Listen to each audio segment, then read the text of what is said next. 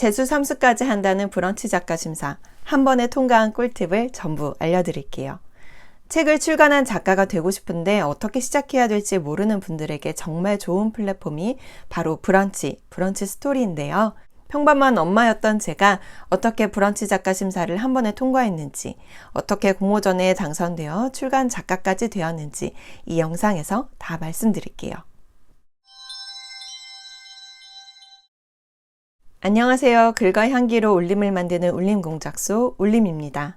저는 브런치 작가예요. 출간 작가이기도 하지만 지금도 꾸준히 브런치에 글을 쓰고 있어요. 매년 10월이면 브런치에서 브런치북 출간 프로젝트 공모전이 열리는데요. 글을 써서 작가가 되고 싶었던 분들은 이번 기회에 브런치 작가에 도전해서 출간 작가의 꿈을 이루시길 추천합니다. 브런치는 지금 카카오에서 운영을 하고 작품이 되는 이야기 브런치 스토리라는 슬로건을 가지고 있는데요. 네이버나 여타 블로그와 다른 점이 작가 승인을 받아야 글을 올릴 수 있다는 거예요. 그러다 보니 브런치라는 플랫폼에 올라오는 글들이 한번 정제가 되고 양질의 글이 또 모이게 되니 좋은 글을 찾는 독자들이 모이고 그러다 보니 출판사에서도 매우 관심을 갖고 지켜보는 플랫폼입니다. 파트너사로서 아예 공모전을 함께 열어서 브런치에 올라온 글들을 출간하는 출판사들도 많이 있고요. 꼭 공모전 형태가 아니더라도 브런치에 연재되는 글들을 출판사에서 유심히 읽어본다고 하니까요. 출간 작가가 되고 싶은 분들께는 포트폴리오로 삼을 수 있는 곳이기도 합니다. 사실 막연하게 책을 낸 작가가 되고 싶다 라는 꿈만 갖고 있는 초보 작가들의 경우에는 어떻게 출판사에 투고를 하고 계약이 이루어지는지 모르는 경우가 많잖아요. 브런치는 글을 쓰는 방법은 블로그와 별반 다를 게 없지만 공모전에 응모만 하면 자연스레 출판사에서 제 글을 읽게 되니 좀 더 손쉽게 출간이라는 목표에 다가갈 수 있는 플랫폼이에요. 안 할 이유가 없겠죠? 문제는 이 작가 승인이 그리 쉽지가 않다는 건데요. 네이버 블로그의 경우 가입과 동시에 블로그가 만들어지고 일기처럼 글 몇 줄, 사진 몇 개 올려도 무방하지만 브런치는 작가 심사를 위해 여러 단계를 거칩니다. 첫째, 작가님이 궁금해요라는 자기소개 항목이 있고요. 둘째, 앞으로 어떤 글을 쓸 건지 브런치 활동 계획 항목이 있고 마지막으로 작가의 서랍에 직접 쓴 글을 업로드해야 돼요. 그동안 써왔던 글이 어딘가에 소개되었거나 출간이 되었다면 그걸 적는 항목도 있고요. SNS를 적는 란도 있습니다. 저는 친구가 브런치 작가가 되었다는 이야기를 듣고 나도 한번 해볼까? 라는 가벼운 마음으로 신청을 했고 한 번에 승인이 되었어요.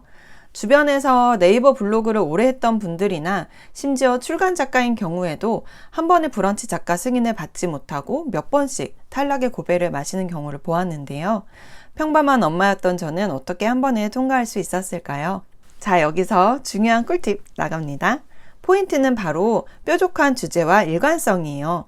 저는 제 소개를 할 때 제가 어떤 사람이고 어떤 상황에 처해 있고 어떤 글을 써왔고 앞으로 어떤 글을 쓸 건지 그 이후에 작성하게 되는 항목들과 내용이 연결되게끔 소개를 썼어요.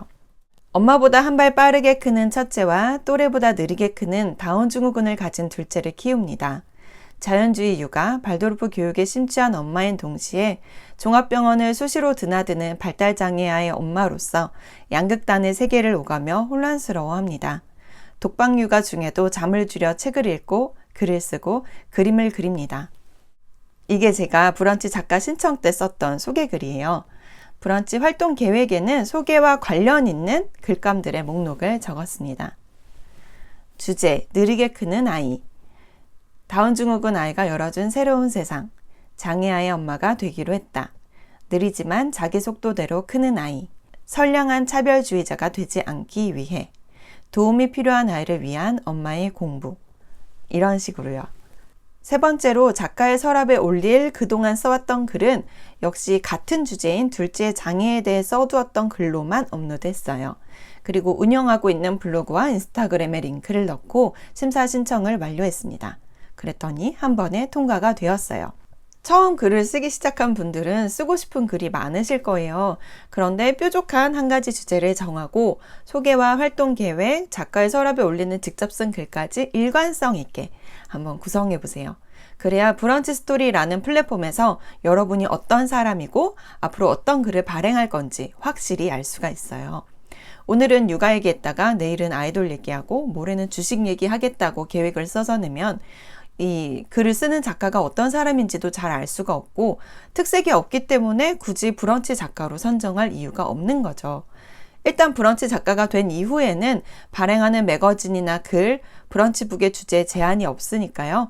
처음에는 일관성 있게 한 가지 뾰족한 주제에 대해서 글을 쓰겠다고 정하고 밀고 나가시는 게 작가 승인에 유리합니다.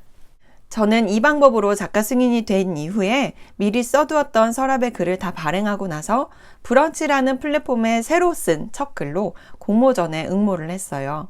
브런치의 장점이 작가를 지원하는 여러 가지 프로젝트가 그리고 공모전이 많다는 건데요. EBS와 공동 주관하는 공모전에 당선이 되어서 EBS 방송국에 가서 제 글을 낭독하는 라디오 방송을 녹음하기도 했고 그에 출간된 당선집 너의 목소리를 그릴 수 있다면에 그 글이 수록되어 출간 작가가 되기도 했습니다. 이후에도 브런치북으로 장애를 가진 아이를 양육하는 삶에 대해 글을 계속해서 발행을 했고요. 그 글이 어느 정도 쌓이자 출판사에서 책으로 내보자고 제안을 해주셔서 에세이집 다운 증후군 아이가 찾아왔다를 출간하게 되었습니다. 그러니까 엄마에서 작가가 된 시작점은 브런치 작가? 나도 한번 해볼까? 라는 작은 도전에서 출발했어요. 저는 지금 브런치 스토리 연재 브런치북에 울림의 몸 이야기를 연재하고 있어요. 매주 발행을 하다가 얼마 전 코로나에 걸리면서 지금 쉬고 있는 상태인데요. 상금 500만 원이 걸린 브런치북 출간 프로젝트 마감이 27일로 다가왔기 때문에 막판 스퍼트를 올려보려고 합니다. 이번 브런치북 출간 프로젝트에 응모하실 분들은 작가 승인 기간이 며칠 걸리기 때문에 늦어도 20일까지는 작가 신청을 완료하셔야 돼요. 저와 함께 브런치 작가가 되어서 출간 작가까지 도전해 보실 분들은 댓글로 남겨주세요. 서로 응원하면서 글쓰기 같이 하자고요. 앞으로도 평범한 엄마가 글을 써서 작가가 된 이야기를 이 채널에서 계속 나눌 거니까요. 구독, 좋아요 눌러주시고 관심 가져주세요. 감사합니다. 또 만나요.